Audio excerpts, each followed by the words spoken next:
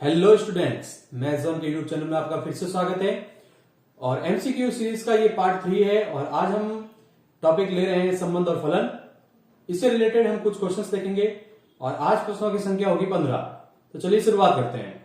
तो हमारे पास पहला क्वेश्चन है कि एन ए यानी कि समुच्चय ए में अवयवों की संख्या पी है, समुच्चय बी में अवयवों की संख्या क्यू है, तो ए से बी में कितने संबंध होंगे। तो आपको एक याद रखना है कि संबंधों की संख्या ज्ञात करने का सूत्र, संबंधों की संख्या ज्ञात करने का सूत्र होता है हमारे पास 2 की घात m इंटू n। तो यहां पर अवयवों की संख्या बोलिए p और q, तो यहां पर आंसर हो जाएगा 2 की घात pq। ठीक है, एक पॉइंट आपको याद रखना है कि अगर वो बोलता है अरिक्त संबंधों की संख्या, अरिक्त संबंधों की संख्या, तो आपको क्या करना है, अरिक्त संबंधों की संख्या के लिए आपको सूत्र लगाना है 2 की घात mn माइनस 1। ठीक है, अगले क्वेश्चन की तरफ चलते हैं। अगला क्वेश्चन है हमारे पास क्वेश्चन नंबर 2। तो क्वेश्चन नंबर 2 बोलता है कि f एक फलन है जिसका प्रांत क्या है। तो प्रांत हमेशा आप डायरेक्ट याद रख सकते हैं, जो आगे वाली चीज होती है वो प्रांत होती है, जो आगे वाली चीज होती है वो क्या होती है, प्रांत होती है। तो प्रांत यहां पर क्या होगा, 1, 3 और 2। ये किस रूप में होगा, समुच्चय के रूप में होगा। तो इसका ऑप्शन कौन सा होगा, राइट है हमारे पास बी। ठीक है, अब चलते हैं अगले क्वेश्चन की तरफ। तो अगले क्वेश्चन में हमारे पास है तीसरा क्वेश्चन हमारे पास बोलता है कि संबंधों की संख्या क्या होगी। इसमें भी ये पूछा है संबंधों की संख्या क्या होगी, लेकिन आपको समुच्चय में अवयव दे दिए हैं 1, 2, 3 और 3 और 6। तो ए में अवयवों की संख्या कितनी होगी, ए में अवयवों की संख्या हो गई 3, बी में अवयवों की संख्या कितनी हो गई 2। तो संबंधों की संख्या ए से बी में पूछ रहा है। तो हमने सूत्र अभी देखा था पहले क्वेश्चन में, 2 की घात m इंटू n। तो यह हो जाएगा 2 की घात 3 इंटू 2 यानी 2 की घात 6। तो इसका ऑप्शन राइट होगा डी। अब चलते हैं नेक्स्ट क्वेश्चन की तरफ। तो नेक्स्ट क्वेश्चन हमारे पास है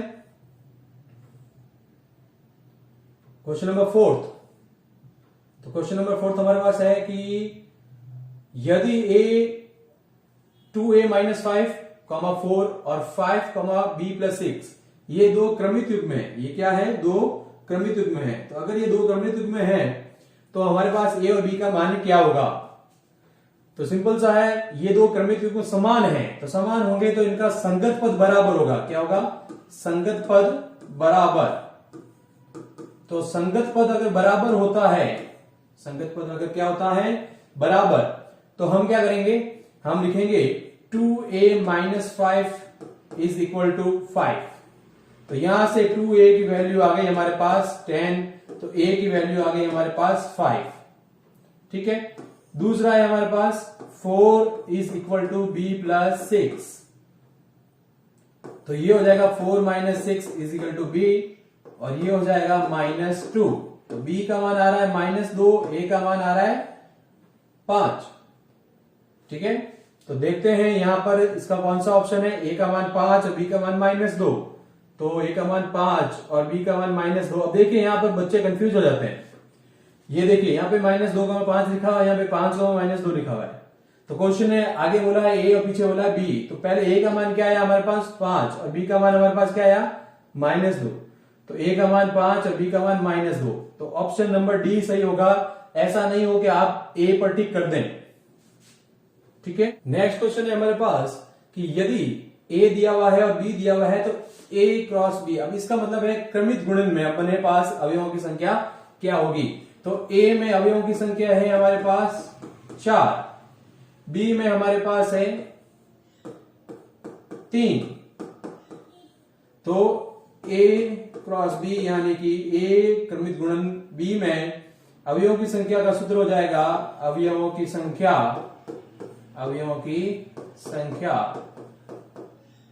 4 इंटू 3 यानी कि 12। तो सूत्र क्या होता है हमारे पास, सूत्र होता है m इंटू n।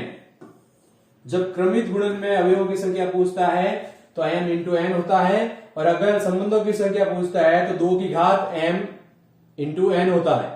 तो ये चीज याद रखिएगा। नेक्स्ट क्वेश्चन देखते हैं, हमारे पास क्वेश्चन नंबर 6 है। क्वेश्चन नंबर 6 बोल रहा है कि यदि a और b दिए हुए हैं तो निम्न में से कौन a से b के मध्य संबंध है। हमारे पास a दिया हुआ है, हमारे पास b दिया हुआ है, तो इनमें से कौन सा a से b में संबंध होगा। तो अब यहां पर बोल रहा है a से b में, तो इसका मतलब जो क्रमित युग्म है, ये क्रमित युग्म है, इनमें जो पहली संख्या होगी वो a से आएगी और बाद वाली संख्या b से आएगी। तो a के अंदर क्या 5 है?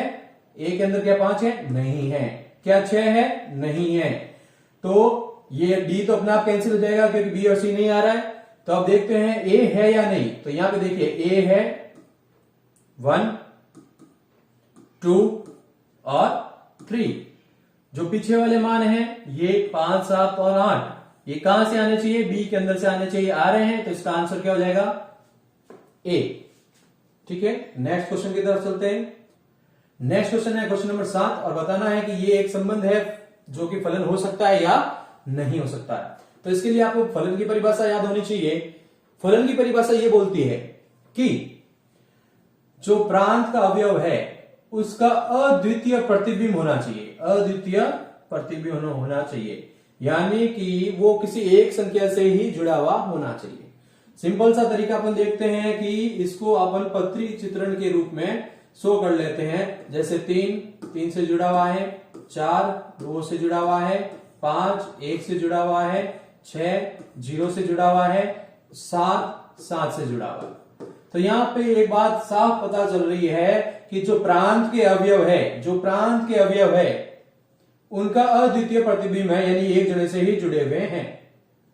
ठीक है, तो यहां पर ये क्या एक फलन हो सकता है? तो इसका आंसर होगा हाँ, ये एक फलन होगा। नेक्स्ट क्वेश्चन है हमारे पास क्वेश्चन नंबर 8। क्वेश्चन नंबर 8 बोल रहा है कि a क्रॉस b यानी कि कार्तीय गुणन दिया हुआ है जिसके अंदर हमारे पास इस प्रकार से सभी क्रमित युग्म दिए हुए हैं और a और b का मान पूछा है कि a क्या होगा और b क्या होगा। तो देखते हैं। तो अभी मैंने बताया था जब भी क्रमित युग्म लिखते हैं तो यहां पर आगे वाली चीज a में से और पीछे वाली चीज b में से आएगी। आगे वाली चीज a में से और पीछे वाली चीज b में से। तो सबसे पहले हम लिख देते हैं a।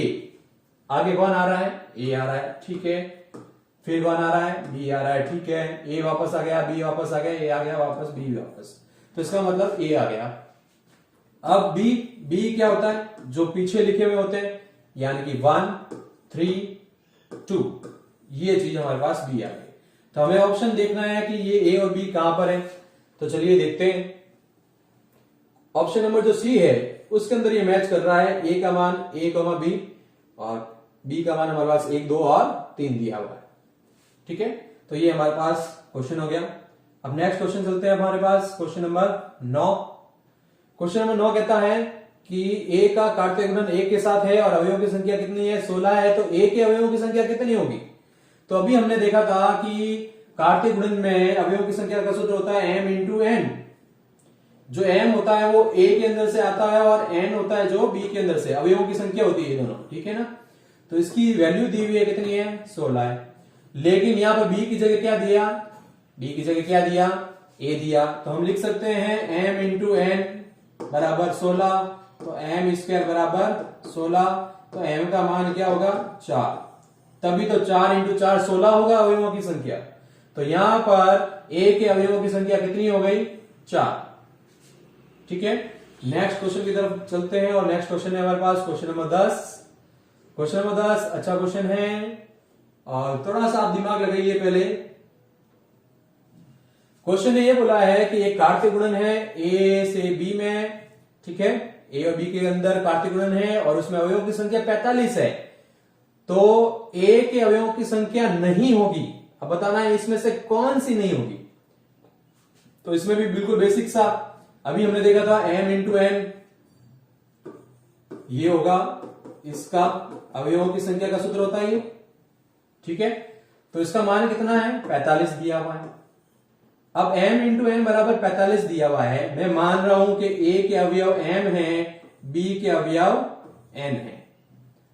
ठीक है, तो क्वेश्चन ने ये बोला कि a के अवयव नहीं होंगे, तो हमें देखना है ऐसे 4 ऑप्शन में से कौन सा ऑप्शन ऐसा होगा जिसका भाग 45 में नहीं जाता है। क्योंकि m इंटू n बोला ना, इन दोनों का गुणनफल 45 है, इसका मतलब इसके अंदर m का भाग भी जाएगा और n का भाग भी पूरा पूरा जाएगा।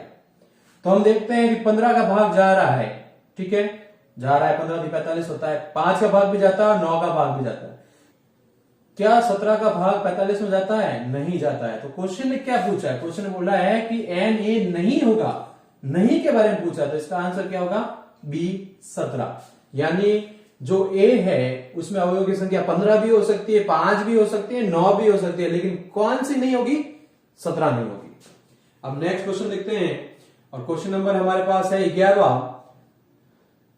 आज हम 15 क्वेश्चंस कर रहे हैं, तो थोड़ा वीडियो लंबा हो सकता है। तो चलिए देखते हैं क्वेश्चन क्या है। ये अच्छा क्वेश्चन है, अगर आपको डेफिनेशंस आती है, पूरा पॉइंट आता है, तो आप इस क्वेश्चन को एक बार में सही कर सकते हैं। क्वेश्चन कह रहा है f और g दो फलन हैं और वो फलन क्या है? समान है।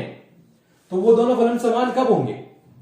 ठीक है, तो सबसे पहला पॉइंट है f का प्रांत व g का प्रांत सेम होना चाहिए। यस, सेम होना चाहिए।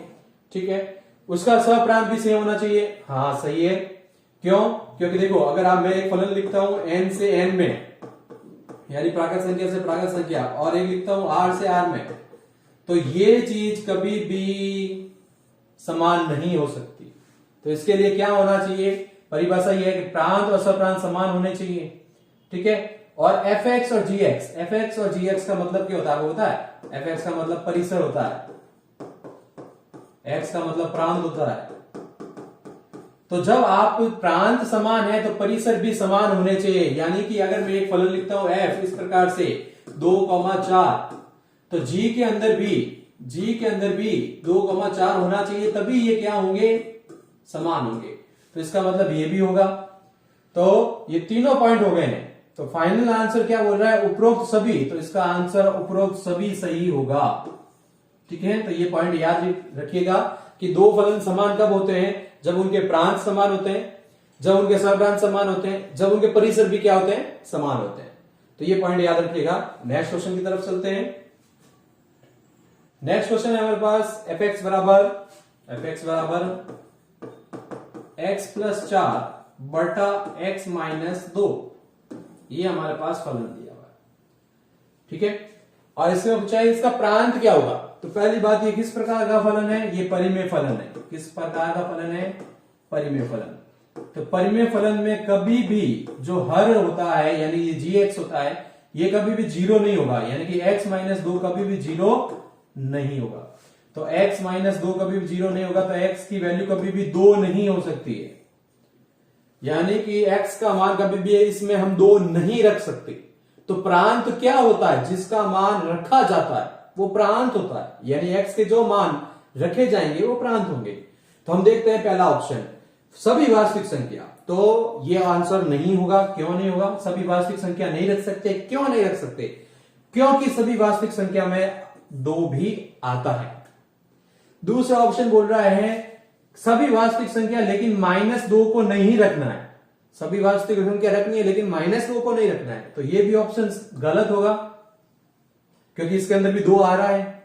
तीसरा है सभी वास्तविक संख्या लेकिन 0 नहीं रखना है, तो ये ऑप्शन भी गलत होगा। और चौथा आंसर है सभी वास्तविक संख्या परंतु 2 नहीं रखना है, तो ये हमारा आंसर होगा। तो जब भी परिमेय फलन आते हैं, जब भी हमारे पास क्या आते हैं? परिमेय फलन आते हैं, तो आपको ध्यान देना है किसके ऊपर? हर के ऊपर। जो हर दिया हुआ है वो कभी भी 0 नहीं होना चाहिए। x माइनस 2 कभी भी 0 नहीं होना चाहिए। ये चीज आपको याद रखनी है। चलते हैं अगले क्वेश्चन की तरफ। हमारे पास अगला क्वेश्चन है 13वां। 13वां क्वेश्चन भी एक अच्छा क्वेश्चन है। देखिए आप एक बार और थोड़ा सा दिमाग लगाइए अपना। एक फलन इस प्रकार से परिभाषित है कि उसका प्रांत और सप्रांत दोनों ही प्राकृत संख्या है। तो पहले आपको क्वेश्चन, बच्चे क्या करते हैं? सीधा यहां क्वेश्चन देखते हैं, जबकि फलन में हमेशा यहां से क्वेश्चन देखना होता है। ठीक है, तो अब आगे देखिए क्वेश्चन बोला है कि fx का मान दिया हुआ है हमारे पास x+4। प्रांत का मान क्या है? प्रांत का मान है प्राकृत संख्या। प्रांत क्या होता है? जो हम मान रखते हैं। तो अगर मैं पहली प्राकृत संख्या क्या होती है? 1 होती है। अगर मैं x का मान 1 रखता हूं, इसके अंदर 1 रखता हूं, तो 1+4 यानी कि कितना हो जाएगा? 5 हो जाएगा। तो आगे क्या होगा? 2 रखूंगा तो 2+4 कितना हो जाएगा? 6 हो जाएगा। आगे जैसे जैसे प्राकृत संख्या रखूंगा तो 5 से बड़ा ही मान आएगा। ठीक है, तो यहां पर 5 से स्टार्टिंग होगी, तो इसका तो स्टार्टिंग हो नहीं रही है 5 से, तो ये ऑप्शन तो होगा नहीं। अब इन तीनों ऑप्शन में 5 से स्टार्टिंग हो रही है, तो इन तीनों में से कोई एक ऑप्शन होगा। ये ऑप्शन नहीं हो सकता क्योंकि ये 10 तक ही जा रहा है, जबकि प्राकृत संख्या तो अनंत होती है। अब बचे ये दोनों, इन दोनों में अनंत आ रहा है, लेकिन एक में सवृत अंतराल आ रहा है और एक में विवृत अंतराल आ रहा है। तो इसका आंसर होगा सी, डी नहीं होगा, क्योंकि अनंत के साथ में कभी भी सवृत अंतराल नहीं लगता है। सवृत अंतराल नहीं लगता है, अनंत के साथ में हमेशा विवृत अंतराल लगता है। ये चीज आप याद रखिएगा। तो ये हमारे पास क्वेश्चन हो चुका है। अब नेक्स्ट क्वेश्चन की तरफ पढ़ते हैं। अगला क्वेश्चन भी अच्छा क्वेश्चन है, तो चलिए देखते हैं अगला क्वेश्चन क्या है हमारे पास। क्वेश्चन नंबर है 14, और क्वेश्चन नंबर 14 में बहुत अच्छा क्वेश्चन पूछा गया है। देखिए, आप अपनी नॉलेज को रिकॉल कीजिए, याद कीजिए जो आपने पढ़ा है किताब के अंदर, अपनी क्लास के अंदर। तो ये फलन बोल रहा है, और इस फलन को हम क्या बोलते हैं? मापांक फलन बोलते हैं। तो क्वेश्चन ये बोल रहा है कि फलन है वास्तविक संख्या से वास्तविक संख्या के अंदर, और ये एक मापांक फलन है, और मापांक फलन का परिसर क्या होगा? यानी कि अगर मैं इस x के अंदर वास्तविक संख्या रखूं तो मुझे वापस क्या मिलेगा?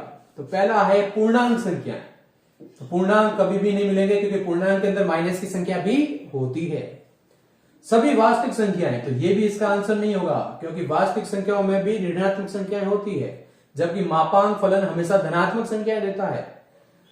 प्राकृत संख्या, तो ये भी आंसर क्यों नहीं होगा? अब देखते हैं। अगर मैं यहां पर fx के अंदर x का मान 0 लिख दूं, तो मुझे आंसर में क्या मिलेगा?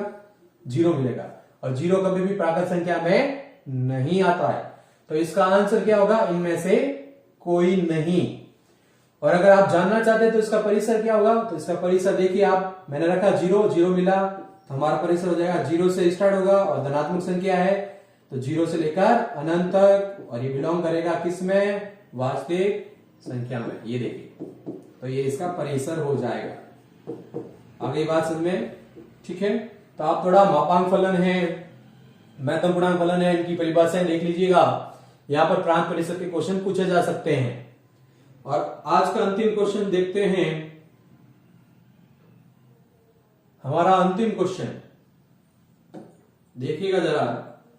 ऐसा फलन जिसका प्रांत और परिसर वास्तविक संख्या के लिए सदैव समान होता है। यानी कि ये बोल रहा है, अगर मैं प्रांत की बात कर रहा हूं तो x, और परिसर की बात कर रहा हूं तो fx। तो ये बोल रहा है कि अगर मैं एक फलन लिखता हूं इस प्रकार से कि अगर मैं 4 रखूं तो मुझे 4 मिले, 5 रखूं तो मुझे 5 मिले, -10 रखूं तो मुझे -10 मिले। तो ऐसा तब हो सकता है जब फलन इस प्रकार से हो। तो क्या वो चर फलन होगा? वो चर फलन नहीं हो सकता, क्योंकि चर फलन में हमेशा परिसर स्थिर रहता है, परिवर्तित नहीं होता है। क्या वो मापांक फलन होगा? नहीं होगा, क्योंकि यहां पर देखिए माइनस की संख्या रखने पर हमें माइनस की संख्या मिल रही है। तो क्या वो तत्समक फलन होगा? यस, इस प्रकार का फलन हमेशा क्या होता है? तत्समक फलन होता है। तो इसका आंसर क्या होगा? तत्समक फलन। ठीक है, तो इस प्रकार से हमने आज 15 क्वेश्चंस किए हैं, और ये 15 क्वेश्चंस संबंध और फलन से रिलेटेड हैं। अभी तक भी हमारा चैनल आपने सब्सक्राइब नहीं किया है तो जरूर कीजिए। अपने फ्रेंड्स के साथ ये वीडियो शेयर करना न भूलें। डिस्क्रिप्शन बॉक्स में टेलीग्राम का भी लिंक दे दिया गया है। बहुत ही जल्द वहां पर भी हम स्टडी मटेरियल शेयर करेंगे और एमसीक्यू क्वेश्चंस की प्रैक्टिस करेंगे।